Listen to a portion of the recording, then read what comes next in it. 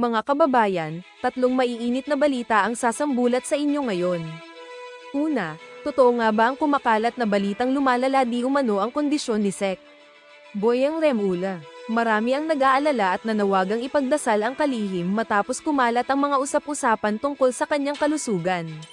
Samantala, hindi pa natatapos ang isyu dyan dahil usap-usapan din ngayon ang di umano'y matinding budol na kinasasangkutan ng Administrasyong Marcos. Ano nga ba ang katotohanan dito? At ang pinakamainit sa lahat, Senadora Amy Marcos, napaiyak umano matapos makatanggap ng matinding supalpal mula kay Antecler. Isang matapang na pahayag ang binitiwan ni Antecler na talagang nagpatahimik at yumanig sa kampo ng senadora. Ano ang reaksyon nyo sa isyong ito? Ay comment sa ibaba.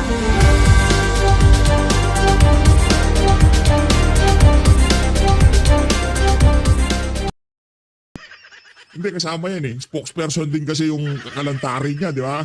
O ako, di ko kilala. Personally, di ko kilala. Pero sa TV, feeling ko parang... I-comment nyo sa baba kung kilala nyo yung alin na yan. Ako, di ko kilala yung 50-tahin na mahilig sa terentahin na yan, ha? Di ko kilala yan. Di ko natin kilala yan. O, ilagay ko lang dito to para habang pinapanood ho natin itong 50-tahin na si Auntie Claire, hindi siya... Lagya kayo. Hindi siya yan.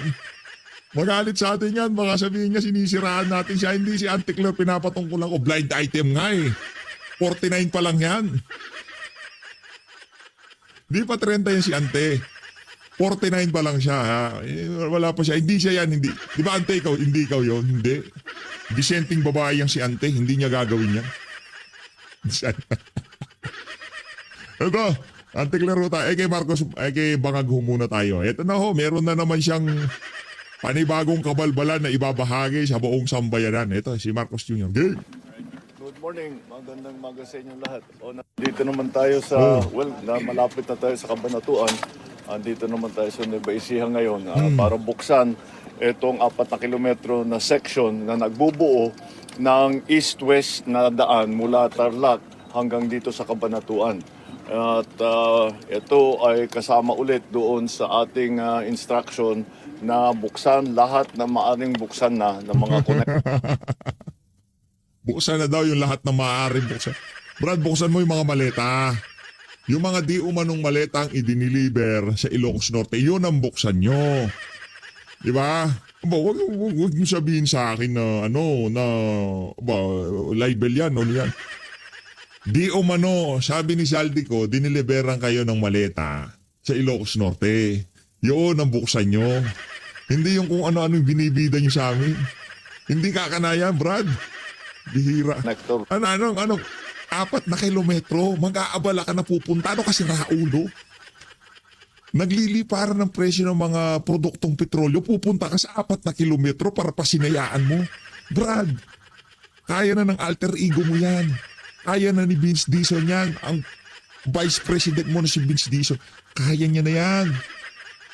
Ang dami nilang pinagpapilian eh. Kaso para majority ng kanilang mga kandidato sa 2028. No, ito. Ito yung mga possible na candidate. Kayo mag-comment sa baba kung tingin nyo may bitaw itong mga babanggitin kong pangalan na to. Mga pumupusturang magpresidente. Risa Hontiveros, yung kapatid niyan, gabinete ni Marcos Jr. Risa Hontiveros. Nicolas Torre. Hindi. Yung presidential muna. Presidential muna tayo. Presidential. Risa Hontiveros. Para sa ano to, admin ha? Risa Hontiveros. John Vic Remulla. Lenny Robredo. Yan tatlo na yan. Presidential nila yan. Puro lahat na may tama lahat. Ha? Wala ko tayong mapapakinabangan sa tatlo na yan. Ngayon naman, sa mga possible na isisiksik nila bilang Vice President, Nicolas Torre. Yusek Claire Castro. Hindi, Senator Yusek Claire. Maraming atraso yan, kaya kahit na hindi mananalo yan, sa tingin ko tatakbo ng elected post sa 2020. Yan si Ante, makikipagsabayan ho yan dahil nga maraming hahabol dyan sa alin na yan. Ang dami hong binuwisit niya sa nakalipas na 3 taon. Kahit akong politiko, hindi ako palagante. Anak ng toko sa mga kabalbalang ginawa ng alin na yan, parang tipo. Diba? Yan ho ang mga kalidad ng kanilang mga kandidato sa 2028. Ano pangalan to? Si John Vic Remulla. Mantakin nyo, John Vic Remulla, presidente ang kanyang pumupustura siya bilang presidente. Isipin nyo na lang ho yan, mga kababayan. Pumupustura si John Vic Remulla pagka daw inendorso siya, talagang bigay na bigay, di ba? Oh, Nicolas Torre, Vice President. Yan ang mga kandidato nitong si Trililing, di ba?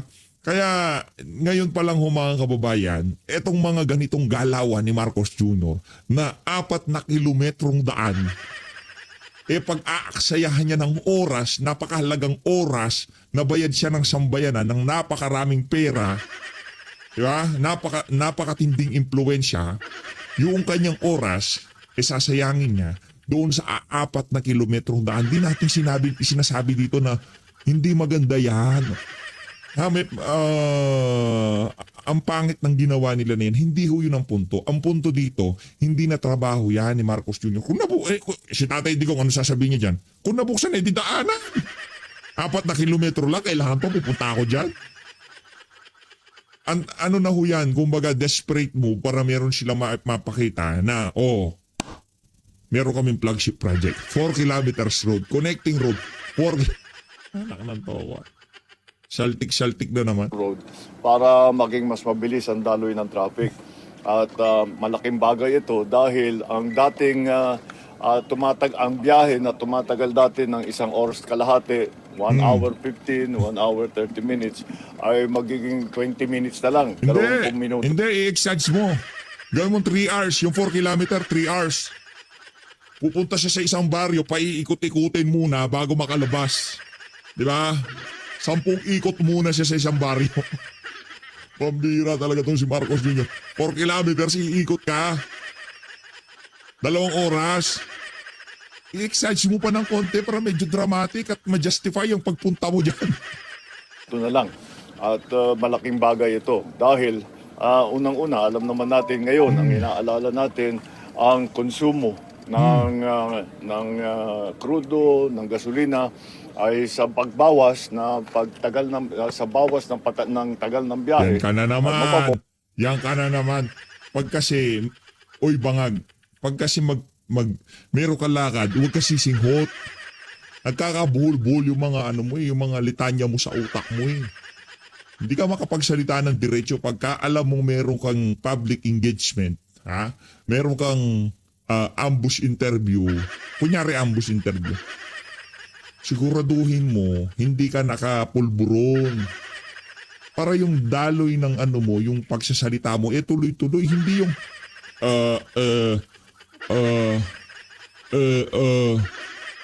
bawasan din ang konsumo sa fuel. At malaking bagay ngayon yan. At lagi nating inaalala yan. At meron pa rin isa pa. Lahat ng bagay ngayong mga panahon na to, maliit na lang. Alam mo anong malaki? Yung mga ninakaw nyo, yung trilyong pisong flood control scam, yun ang malaking bagay.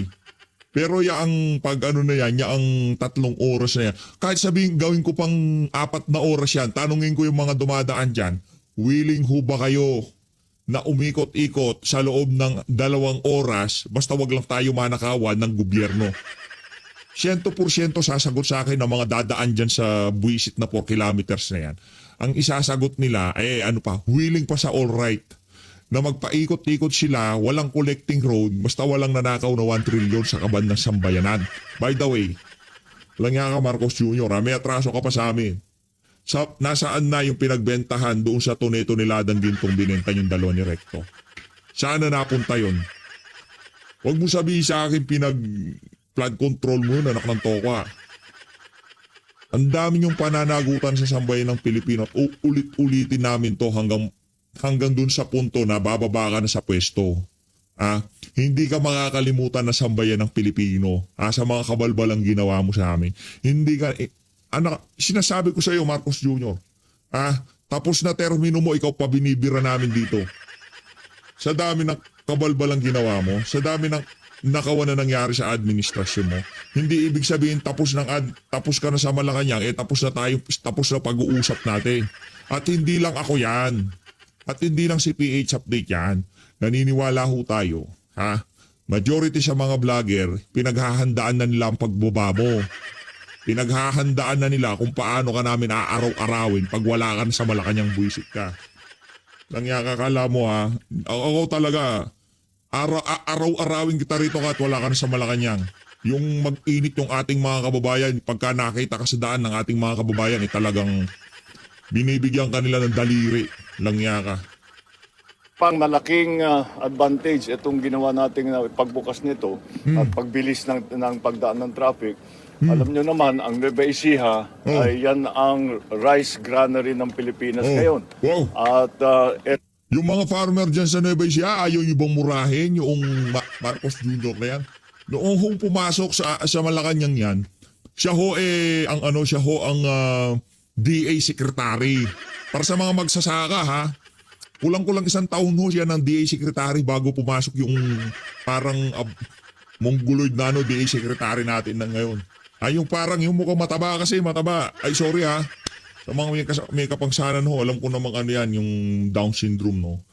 Pasensya na ho sa salita ko kasi medyo, ang pangalan nun, ano, Chu, ang pangalan nun. Basta hindi yung secretary.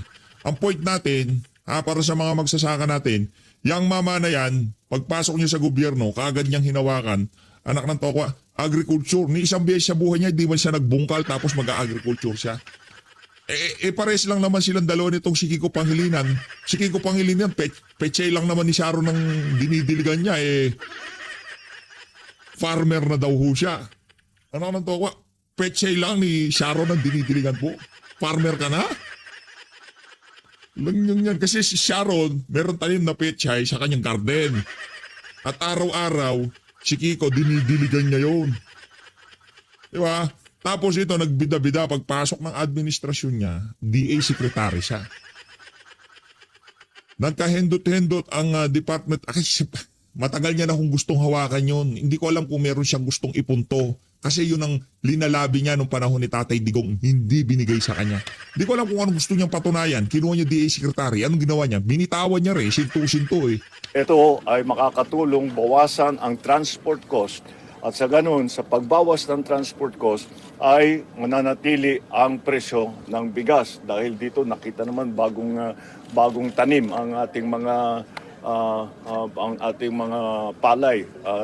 Kaya malaking bagay yung kahit na 4 na kilometro ang ating pinag-uusapan, ang magiging epekto nito ay napakalaki, hindi lamang sa pagbawas sa oras ng biyahe, hindi lamang sa pagbawas sa konsumo, kundi pati sa pagpapanatili ng presyo ng bigas na alam naman natin pag tinamaan ang langis ay maraming sumusunod, pati pagkain.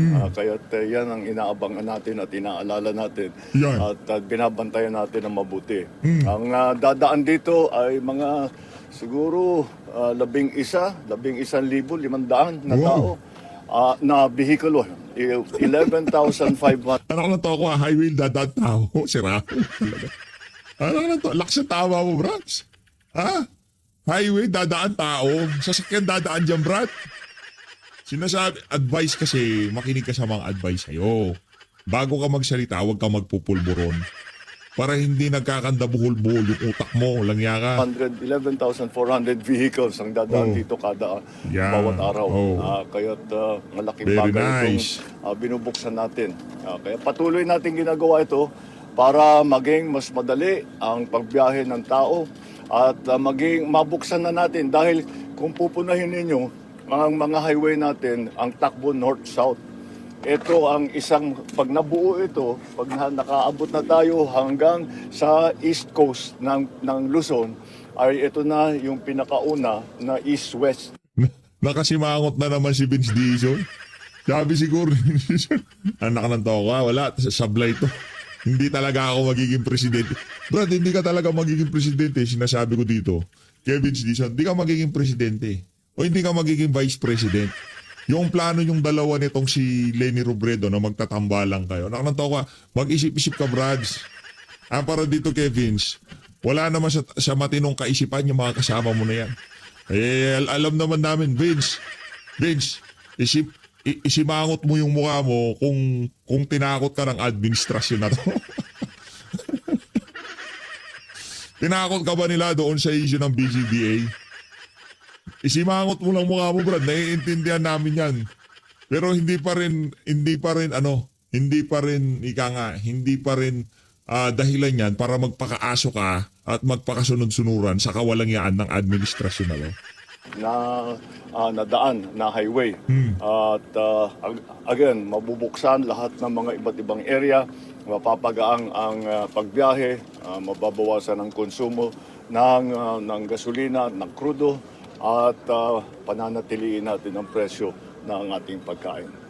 Maraming salamat. Patuloy po. Wala bang tanungan? Anak ng tokuan, ang budol na naman.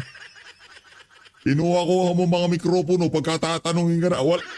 Hindi ko pa napanood to ha. Pag kung sakaling sasagot to, di napakagandang balita niya sa Po Sambayan. natin, itinutuloy Tanungan. Libre po yung... Oo nga pala, nakalimutan ko. Merong karagdagang magandang balita. Ano yan? Dahil itong kalsadang ito ay siguro hanggang Disyembre ay toll-free ito. Kaya libre muna. Kaya pwede nang dumaan ng mga iba't ibang truck para pwede na silang Brad, ulitin ko na naman ba? Doon sa huling video natin, pinag-usapan na to, hindi namin kailangan yung toll-free. Kaya na magbayad ng toll. Ang problema namin, yung presyo ng krudo, yung presyo ng gasolina. Wag yung palubagin ang loob namin diyan sa mga free toll, bullshit na free toll na yan. Bigyan nyo kami ng 55 gasolina, bahala na yung toll na yan, babayarin namin yan. Magkano yung toll? Di ko sinasabing pangit ha, pero mas makakatipid pa rin tayo kung ibabalik sa 55 yung gasolina at 70 o 60 yang ano na yan, yang diesel. Di ba? Kahit ano panghihilot ang gawin nitong bangag na to, wag mo kayo magpabudol. Notorious yan sa Tempo pambubudol. natin pati ang traffic sa MacArthur. Para yun, ulit, bibilis. Basta bumilis ang biyahe, nababawasan ang bayad sa konsumo at yung produkto na dinadala ng ating mga truck Lana. ay hindi Lana. tataas ang presyo. Kaya yan ang malaking epekto dito. At hindi lamang Brad, hindi yung daan, hindi yung tol ang nagpapataas ng presyo. Alam mo yan, anak ng tokwa. Kung doon sa percentage na maapektuhan ang presyo ng mga produktong mga inaangkat na mga produkto sa norte o kung saan mang bahagi ng Pilipinas, yung bahagi ng yung porsyento para sa toll, siguro maglalaro lang yun doon sa kabuuan ng buong presyo ng halimbawa isang kilong carrots galing Baguio. O halimbawa lang to, sandaan, yung 1 kilo ngayon, sandaan. Di ko alam presyohan ha. Sandaan, halimbawa. Yung sabihin na natin, yung pag-aangkat doon kasi mura lang doon eh. Let's say 40 pesos lang yun. Inangkat doon. Halimbawa lang ha, 100 pagdating sa Maynila. Yung pagbili doon, yung punan 40 pesos. Yun hong transportation nun, pag-angkat, yung sasakyan, yung krudo, yung gulong mo. Pagdating ho doon sa toll, yun ho yung pinakamaliit na, maliit na bahagi doon sa pagtaas nun. Kasi doon pa lang sa pagtatanim, doon na tumaas eh. Ano bang ginamit nila dyan? Mga pataba. Saan ba gawa yung pataba? Galing din ho yung byproduct ho yan ng mga produktong petrolyo, di ba? Tinatanim pa lang yun, tumataas na kagad yung production cost o yung pagtatanim doon sa carrots na yun. Ngayon, pag i-transport yan, siguro doon sa 60 pesos na pang-aangkat doon, siguro nasa 5 piso lang yung doon. 5 piso lang yung toll doon. Doon sa kabuuan ng bultong inaangkat nila. Ngayon, kung pababain natin yung presyo ng krudo, kahit na mag-toll na tayo, walang problema. Walang problema kahit mag-toll na tayo kasi bawi pa rin tayo eh. Bakit? mura natin maaangkat from 40 pesos. Halimbawa, magiging 25 pesos na lang doon. Kasi doon pa lang sa pataba, nakamura na yung nagtanim ng carrots na yun. Imbis na 40 pesos mong aangkatin yun doon sa nagtanim, bibilin mo na lang siya 20 pesos. Dahil nga mura yung kanyang produce, yung pagtatanim niya. Itong si Marcos Jr., binubudol tayo. Dinadaan ho tayo sa mga patoltol. Ang toltol! Wala sanang dumaan dyan habang nagsasalita ka, visit ka. Binubudol mo na naman sambayan ng Pilipinas. Tol. Dahil hindi lamang dito sa daan na ito, Oo. kung hindi sa mga iba't ibang daan na nakapaligid dito sa ating binuksan ngayong araw. Mr. Okay. President, sir, Yeah. may we know your plans lang po for the Holy Week? For the Holy Week, I will spend... Maglululo silang dalawa nitong si Martin Romualdez, si Martin Romualdez siya at saka ng kanyang asawa. Sabay-sibay sila. Lulo sila sa Ilocos Norte. Ha? Nantokan gagawin yan. And a few days in Ilocos Norte. Maglululo sila doon. And I will be back in Manila by the weekend. Sabi ko naman sa Alright. inyo. Thank you so Okay, much. maraming Thank you so salamat. much. Mga walang yang mga walang yang media na to. Mga wala kayong kwenta. Ako nandyan eh. Mr. President, bakit binibida nyo yan? Baka, yung daan na yan, kailangan ng sambay ng Pilipino, yung presyo ng krudo pababain. Basic kayo. Yay! Maaari Tayo. na po akong tumanggap na inyong mga katanungan. Para po sa unang katanungan, let Narciso Antecler, matagal na tayo hindi nagkikita. Nag-blind item pa ako ng babaeng aliparot na nasa 50 na nakikikabit sa tarentahin, ha? Tigilan mo ako sa mga galingan mo yung mga question and answer portion mo kasi ngayong araw na to medyo maikli pasensya ko. Kita nyo naman medyo tayo ngayong araw na to. Hindi yung wala muna yung yung PH update na medyo mahabang pasensya. Balagbag muna tayo. DZRH.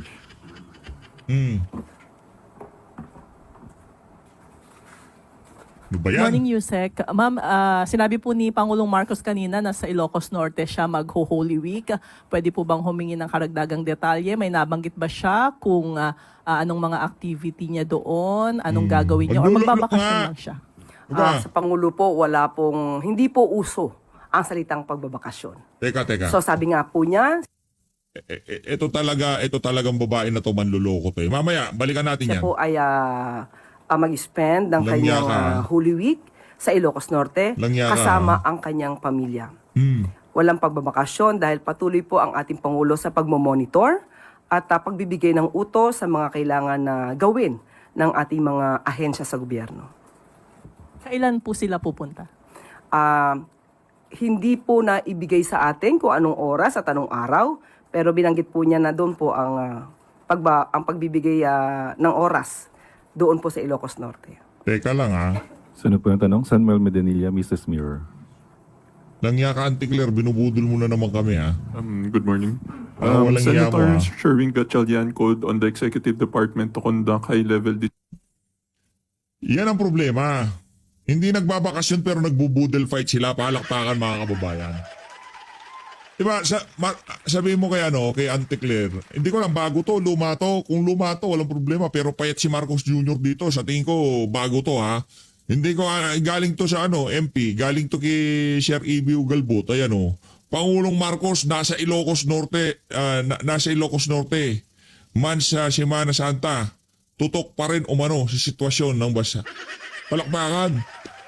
Multitasking habang naglululo tutok sa problema ng bansa. Di ba? Sir Ibi, multitasker, kayang-kaya niyang pagsabay-sabay niyan. Pagbubudel fight niya, pagsinghut niya, pagtutok sa mga problema ng buong bansa. Di ba? Palakpakan natin. Hindi ng trip nitong presidente na to.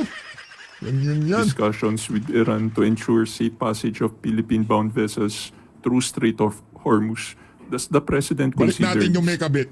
Kahapon po ay nagkaroon din po Kala mo mawawala na yung may kabit na dyan. Ay, hindi pala kabit. Haliparot. Tanggalin natin yung may kabit ha. Kasi baka hindi naman kabitan yun. Sino ba nakikikabit? Yung 50 o yung 30? Basta pareha silang spokesperson na mahilig makipagbembakan. nako. Yan ang problema, anak ng toka. Ibang adrenaline na trip nila. Ibang adrenaline na yan eh. Diba? Ano yun eh, kanya-kanyang adrenaline. Yung iba sa sugal. Kasi Marcos Jr. sa pulburon na adrenaline yan eh. Ha?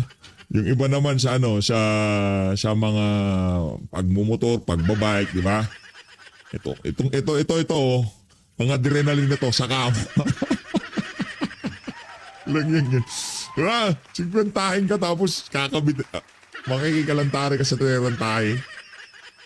Pambira. Bandi. Po ng meeting ang uplift at yan po ay ipinag-utos na po ng Pangulo kay Secretary Tez Lazaro at ayon po kay Secretary Tez Lazaro ng DFA, Yo! makikipag-usap po siya sa ambassador ng Iran. Yan. Most probably po ay tomorrow, kung hindi man po magkakaroon ng schedule tomorrow, by next week po. May na-mention po kaya, ma'am, kung may mga ships na nakaschedule na papuntang Pilipinas na dadaan sa Strait of Hormuz? Wala pa po nabanggit sa atin si Secretary. Ako. Kung ako nandyan, tatanungin ko kaagad. Yusek, dahil ang dating parang tagapagsalita ho kayo ng Malacanang, spokesperson din naman ho kayo. Kilala nyo ho ba yung 50 na spokesperson na nakikipagbembangan doon sa terentahe? Yun lang tanong ko dyan. Tapos tatayo na ako, alis na ako. Walang maraming cheche bureche, di ba? Yusek, siguro marami ka namang kilalang spokesperson na terentahe. Sino ba yung 50 na spokesperson na mahilig makipagbembangan sa mga terentahe? Yeah. On another topic, ma'am, may estimate na po ba kung magkano na yung nagagastos na Marcos administration for its Middle East crisis response? Sa ngayon po ay hinihingi po natin lahat ng ulat ng mga ahensya. Yeah. Most probably by next week, maibibigay po namin sa inyo. Yan. Last na lang, Gusto ko ma'am. yan. May schedule na po kaya kung kailan yung next uplift na committee meeting kung saan? Ibibigay ko po sa inyo yung update. Nagkaroon lang po ng meeting kahapon. Thank you po. Very nice. Rafi Ayeng, Daily Tribune. Good morning, ma'am. Ma'am, in this time of reflection, ano po ang message niyo sa inyo as of detractors muna ni Pangulong Marcos and then sa mga bashers niyo, namely Harry Roque and Vice President Sara Wow, Duterte? inamin mo, basher sila. So, ibig sabihin, pag basher, wala Ito talagang tribune na to. Nagpunta lang ng Amerika. Talagang tutang-tuta na siya ni Auntie Claire. Hoy!